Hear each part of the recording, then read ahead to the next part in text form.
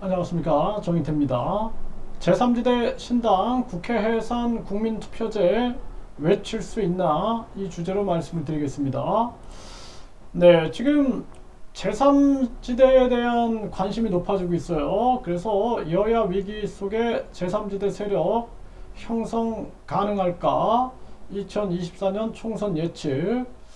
네, 차재원, 네, 무당층, 중도층 마음 담아낼 대선 주자급 구심점이 없다, 이런 비판을 했고, 황장수는 제3세력 기성 정당 구조의 정치 아젠다를 초월해야 한다, 이런 얘기를 했어요.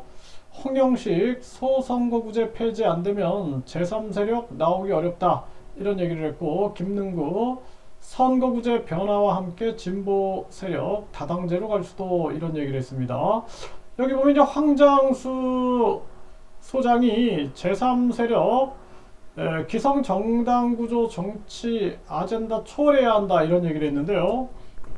이거 주의 깊게 들을 필요가 있어요. 그래서 여기 보면은 기존 제3 정치 세력이 필요하다면 기성 한국 정당 구조에서 주장하는 정치적 아젠다를 초월하는 이야기를 할 수 있는 세력이 되어야지, 기성 정당에 있으면서 기성 정당과 별다른 소리를 하지 않는 사람이 정당의 헤게모니에서 밀려 공천을 못 받을 것 같으니까 총선을 앞두고 제3당을 만드는 것은 성공하기 어렵다, 이런 얘기를 했습니다. 그러니까 한국 정치에서 제3당을 만드는 게 필요한 어떤 이유를 명확히 말해야지, 금태섭이라는 사람이나 여야에서 소외된 비주류들이 다시 정당을 만든다 정도로는 정당이 될 거라 생각하지 않는다, 이런 얘기를 했습니다.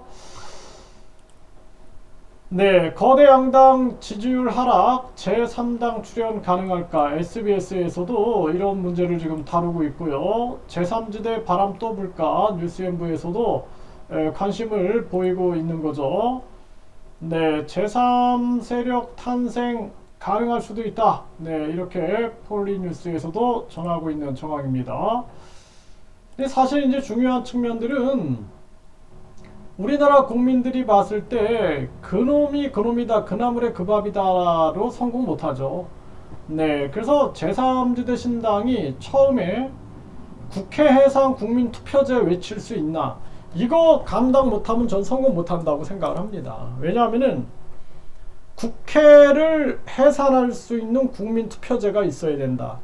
이게 거부감이 들면 안 돼요. 그래서 지금 국회의원 국민소환제도 없는데, 국회의원 국민소환제가 없는 게 당연한 거다, 이렇게 주장하는 세력이 무슨 제3지대가 만들어질 수 있겠습니까? 그러니까 제가 기성 정치인들하고 만나서 얘기를 해보면은 국회의원 국민소환제를 그게 없어야 된다라는 거죠. 이유는 뭐냐면은 정치가 어지러워진다, 이거예요.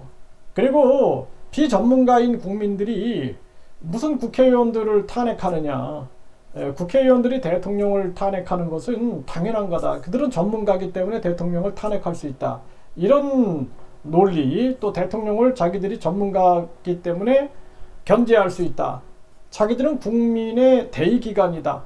근데 대의기관보다 더 중요한 것은 국민 아니, 국민이 직접 국회의원들을 소환해서 탄핵할 수 있어야 되는 거고, 뿐만 아니라 이 국회가 나라를 팔아먹으려고 한다, 이 도둑놈들이 나라를 잘못된 방향으로 이끌어간다 할 때는 국회를 해산할 수 있는 거죠, 국민들이. 그리고 더 무서운 것은 돈과 권력이 국회의원 150명을 완전히 매수해버려가지고, 그래가지고 나라를 망하는 쪽으로 끌고 나간다. 그럴 때 우리 국민들은 그냥 당하고 있다, 그게 국민 주권 국가입니까? 국민 주권 국가라고 할 수 없는 거죠. 그렇기 때문에 국회를 해산할 수 있는 권한을 국민에게 준다라는 국회 해산 국민투표제. 그래서 국회가 도저히 안 되겠다 그러면은 국민 50만 명이 동의하면, 인터넷이나 서면으로 동의하면은 국민투표에 붙이는 거예요. 국회를 해산해버릴 수 있어야 된다는 거예요. 그래야지 국민 눈치를 본다. 근데 여기에 대해서 거부감을 보인다. 제가 한 의사하고 이런 얘기를 했는데, 이 의사가 되게 거부감을 느끼더라고요. 왜? 자기들은 엘리트 전문가 귀족이라고 생각을 하는 것 같아요. 어떻게 감히 국민이 이런 마인드를 가지고 있는 거예요. 어떻게 감히 국민이, 그러니까 옛날식으로 얘기하면은 고려시대 귀족들이 감히 저 평민들이 이런 거 있죠. 또 조선 양반들이 감히 저 상민들이 이런 거예요. 예? 또 뭐 저 신라 시대 성골 진골들이 아니 저 그 감히 저 민초들이 이런 거예요. 이런 거.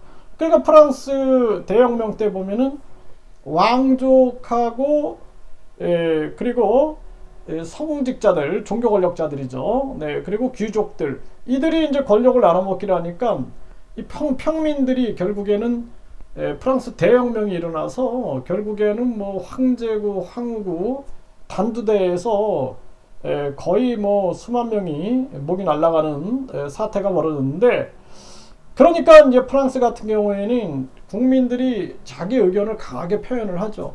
근데 우리나라 같은 경우에는 이런 거를 거부한다 그러면은 저는 제3당이 성공 못할 거다라고 봐요. 그래서 제3당이 혁명적인 사고를 가지고 있어야 된다. 혁명적, 국민 주권 혁명적 사고를 가지고 있어야 된다. 그래서 국회 해산 국민 투표제 이거를 반드시 만들겠다. 당장은 못 만들지만 이거는 만약에 제3지대에서 대통령이 나왔어요. 그 대통령이 어떻게 해요? 국민투표에 붙여버리는 겁니다. 네, 국회 예산 국민투표제를 국민투표에 붙여가지고 그 뭐 개헌이 필요하다 그러면은 같이 개헌과 동시에 이 제도를 넣는 거를 그냥 국민투표에 붙여가지고 바꿔버리면은 가능하다라는 거죠. 그러니까 의지에 달린 거예요, 의지에. 네, 헌법도 국민들이 바꿀 수 있는 것이고 대통령이나 그 정당이 이 방향을 향해서 나아갈 수 있다라면 가능한 얘기예요. 국회의원 국민 소환제도 못하는 나라, 그거를 반대하는 정치인들, 이게 사실 나라가 아니다. 저는 그렇게 봅니다. 그래서 국회 예산 국민투표제 외칠 수 있는지 제3지대 세력들은 한번 제 얘기에 대해서 잘 한번 생각해 보시길 바라겠습니다.